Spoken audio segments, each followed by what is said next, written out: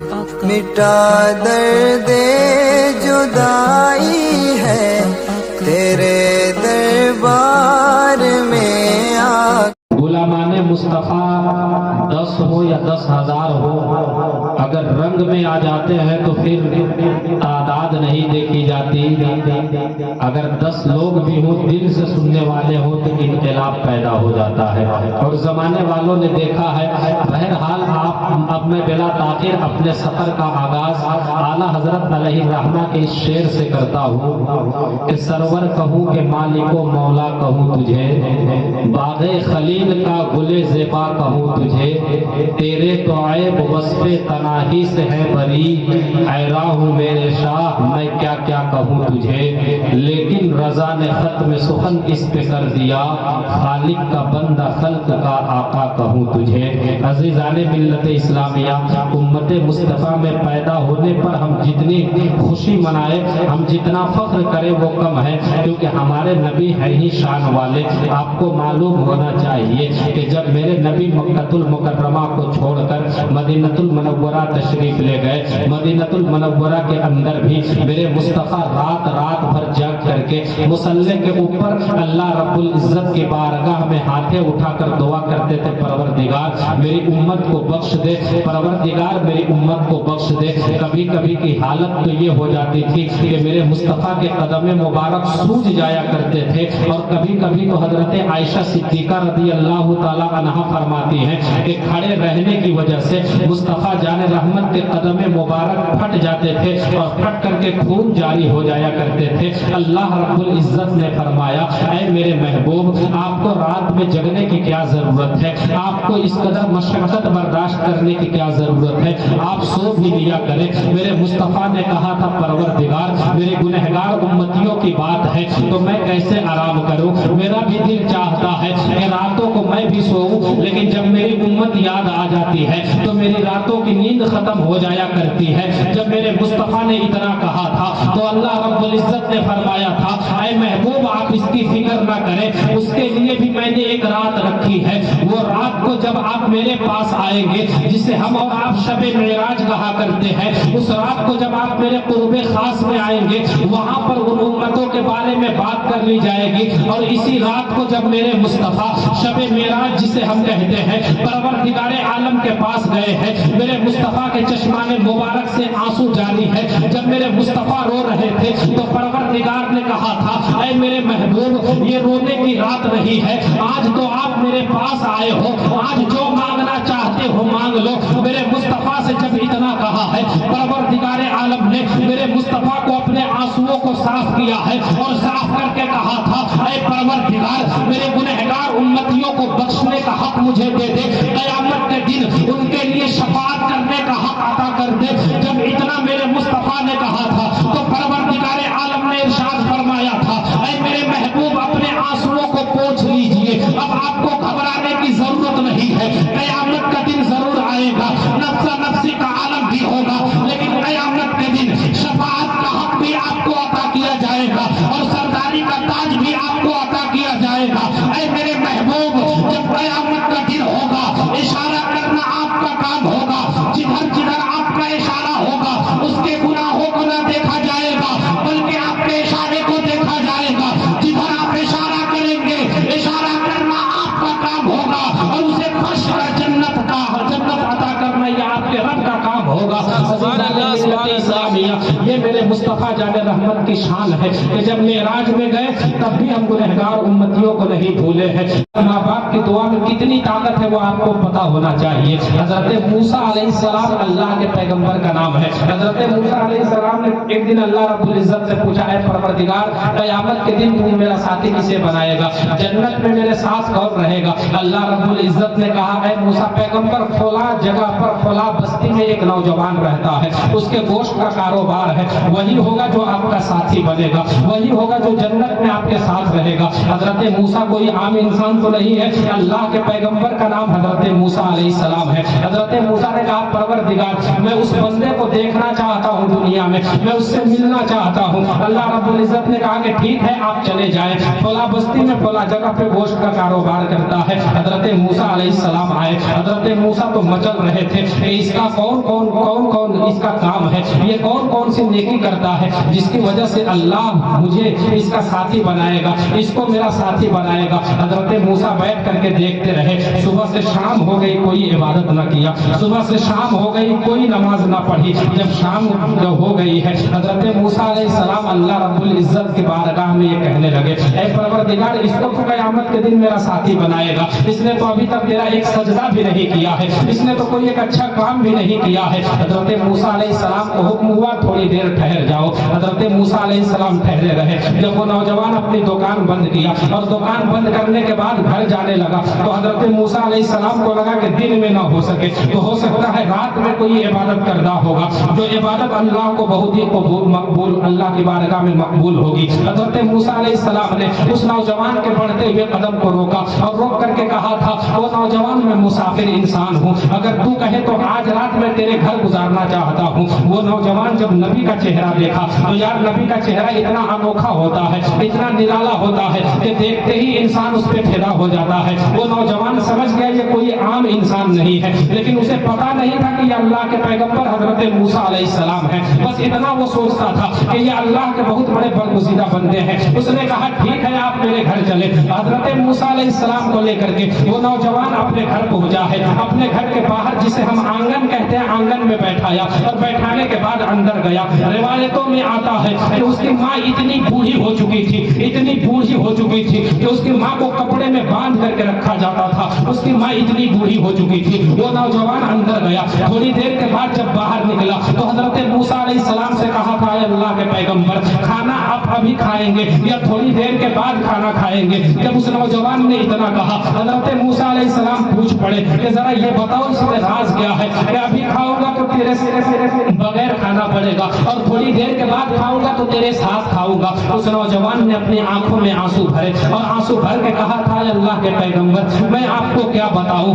میرے گھر میں ضعیفہ ماں رہتی ہے, میرے گھر میں بوڑھی ماں ہے. میری ماں اتنی بوڑھی ہو گئی ہے کہ وہ خود سے کھا نہیں سکتی ہے, وہ خود سے کوئی چیز پی نہیں سکتی ہے. جب میں دن بھر دکان چھوڑ کر کے شام کو اپنے گھر آتا ہوں تو سب سے پہلے اپنی ماں کو دیکھتا ہوں اور ماں کو اپنے سینے سے لگاتا ہوں اور ماں کو کا چہرہ دھلتا ہوں اور چہرہ دھلنے کے بعد ماں کو بیٹھاتا ہوں اور اپنے ہاتھوں سے کھانا تیار کرتا ہوں. کھانا بنانے کے بعد روٹی میں سالن کو روٹی میں ڈباتا ہوں اور اس کو اپنے منہ میں ڈباتا ہوں اور نرم کر کر کے میں اپنے ماں کے منہ میں ڈالتا ہوں. اس طرح جب میری ماں کھانا کھا لیتی ہے اس کے بعد میں کھانا کھاتا ہوں. اگر آپ اتنی دیر انتظار کر سکتے ہیں تو میرے ساتھ کھانے کا موقع ملے گا, ورنہ اگر آپ چاہیں تو آپ ابھی کھا سکتے ہیں, لیکن آپ ابھی کھائیں گے تو آپ کو اکیلے کھانا پڑے گا. حضرت موسیٰ نے کہا کہ اگر تیری ماں اتنی بوڑھی ہو چکی ہے تو اپنی ماں سے اجازت لے لے, میں بھی تیری ماں کو دیکھنا چاہتا ہوں. عزیزان ملت اسلامیہ نوجوان اندر گیا ہے اور ماں سے اجازت لیا ہے, ماں نے اجازت دے دی ہے مہمان کو اندر لانے کی. اب حضرت موسیٰ علیہ السلام ایک کونے میں کھڑے ہیں اور سارا ماجرا دیکھ رہے ہیں.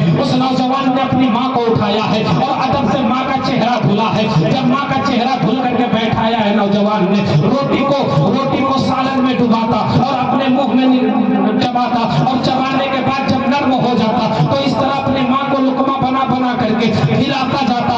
جب ماں اس طرح کھا کر کے شکم سیر ہو گئی, ماں کو جب سلایا ہے نوجوان نے, اس کے بعد ماں نے کہا تھا اے میرے بیٹے جو یہ چراغ جل رہا ہے اس چراغ کو بجھا دے اور جو مہمان آئے ہیں ان کو بھی کھانا کھلا دے. بیٹے نے کہا تھا امی جان آپ سو جائیں, مہمان کو کھلانے کی ذمہ داری میری ہے. جب چراغ بجھا دی گئی ہے تو ماں نے اس اندھیری رات میں اپنے ہاتھوں کو خدا کی بارگاہ میں اٹھایا تھا اور اٹھا کر کے کہا تھا پروردگار میرا بیٹا جو میری خدمت کرتا ہے, میرا بیٹا جو میری خدمت کرتا ہے, میرے بیٹے کی خدمت اگر تیری بارگاہ میں قبول ہو رہی ہو تو اس کے بدلے میں میرے بیٹے کو کوئی اجر نہ دینا, بلکہ میرے بیٹے کو اپنے پیغمبر موسیٰ کلیم اللہ کا جنت میں ساتھی بنا دینا.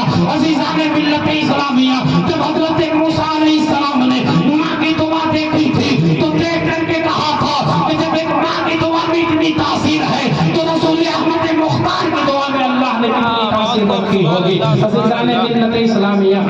ماں ہوا کرتی ہے کہ اگر ماں دعا کر دے تو ایک عام بیٹے کا حشر اللہ اپنے پیغمبروں کے ساتھ کرتا ہے۔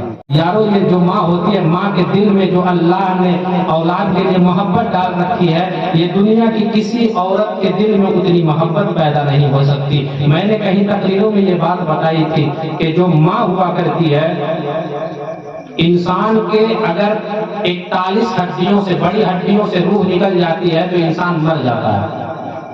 41 بڑی ہڈیوں سے روح جب نکل جاتی ہے تو انسان مر جاتا ہے، اور ماں جب ایک اولاد کو جنم دیتی ہے تو 39 ہڈیوں سے روح نکل چکی ہوتی ہے۔ گویا ماں جو ہے یہ موت کی گود میں جا کر ایک اولاد کو جنم دیتی ہے، موت کی گود میں جا کر۔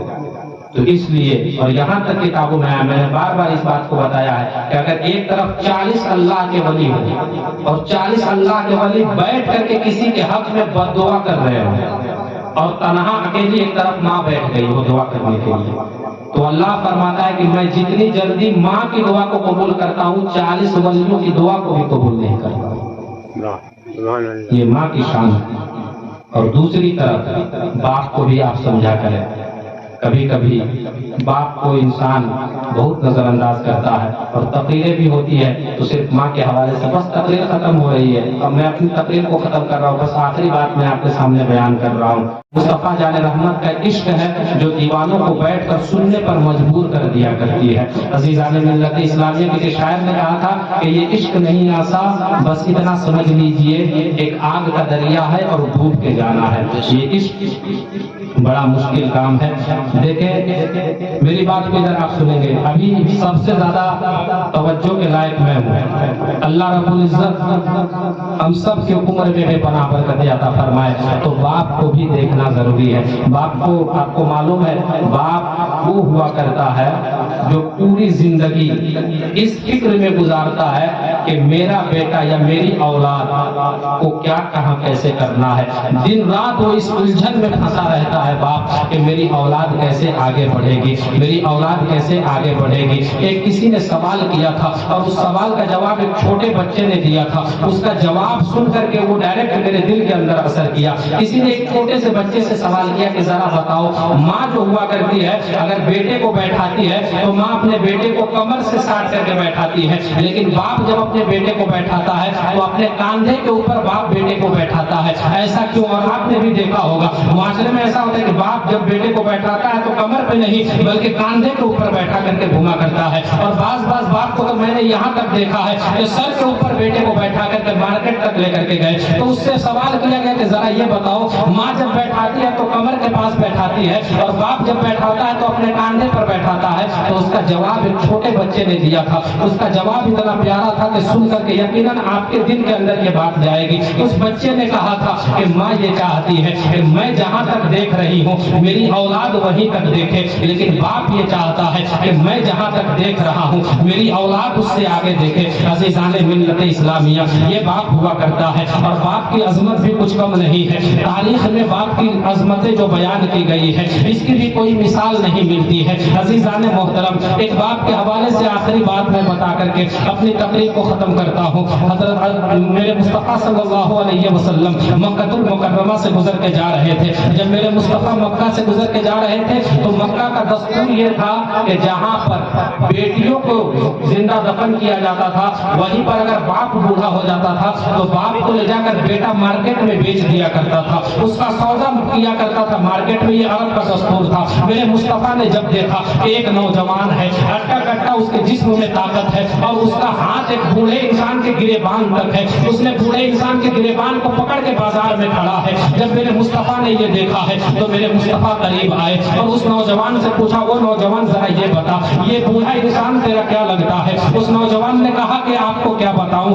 یہ میرا باپ لگتا ہے۔ میرے مصطفیٰ نے کہا کہ ذرا یہ بتاؤ تم نے اس کے گریبان کو کیوں پکڑا ہے اور تم اسے مارکیٹ میں کیوں لے کر کے آئے ہو؟ تب اس نوجوان نے کہا تھا کہ میں آپ کو کیا بتاؤں، جب تک یہ نوجوان تھا یہ کمانے کے لائق تھا، یہ کما کر کے گھر میں پیسے لایا کرتا تھا، ہمارا گزارا ہو جاتا تھا، لیکن اب یہ بوڑھا ہو چکا ہے، اب یہ کمانے کے لائق نہیں ہے۔ جب یہ کمانے کے لائق نہیں ہے تو میں اسے بازار میں لایا ہوں، آج میں اسے بیچوں گا اور بیچنے کے بعد جو مجھے پیسے ملیں گے اس پیسے سے میری زندگی خوشیوں کے ساتھ گزرے گی۔ جب میرے مصطفیٰ نے اتنا سنا تھا تو میرے مصطفیٰ نے اس نوجوان کو دھکا دیا، اور دھکا دینے کے بعد اس بوڑھے انسان کو اپنے پیچھے کیا اور پیچھے کر کے کہا تھا کہ تو اسے بازار میں نہ بیچ، تمہیں کیا لگتا ہے کہ جو پیسے اسے بیچنے کے بعد ملیں گے اس سے میری زندگی میں خوشیاں آ جائے گی؟ اس نوجوان نے کہا تھا ہاں، اس کے پیسے سے میری زندگی میں خوشیاں آ جائے گی۔ میرے مصطفیٰ نے کہا تھا تو غلط سوچتا ہے، تب اس نوجوان نے کہا تھا تو پھر آپ ہی بتائیں کہ میری زندگی میں خوشیاں کیسے آئیں گی؟ تو میرے مصطفیٰ نے باپ کے مقام کو بھی بتایا ہے۔ میرے مصطفیٰ نے کہا تھا کہ یہ جو تیرا باپ ہے اس کو عزت کے ساتھ گھر لے کر کے جا، اور جب رات کے وقت میں پوری کائنات اپنے بستر پہ سو جائے اور تیرا باپ بھی جب بستر پہ لیٹ جائے گا تو اپنے بوڑھے باپ کے قدم کو پکڑ لینا اور اپنے باپ کے قدموں کو دبانا شروع کر دینا۔ اگر تو نے اپنے باپ کے قدم کو دبایا اور اگر تیرا باپ تجھ سے راضی ہو گیا اور اگر تیرے باپ نے تیرے لیے دعا کر دی تو دنیا میں بھی خوشحال ہو جائے گا اور قیامت کے دن بھی خوشحال کر دیا جائے گا۔ عزیزان ملت اسلامیہ، یہ باپ کی عظمت میرے مصطفیٰ نے بتائی ہے۔ تو باپ بھی اپنی جگہ پہ بے مثال اور ماں بھی اپنی جگہ پہ بے مثال ہے، دونوں کی کوئی مثال نہیں ملتی۔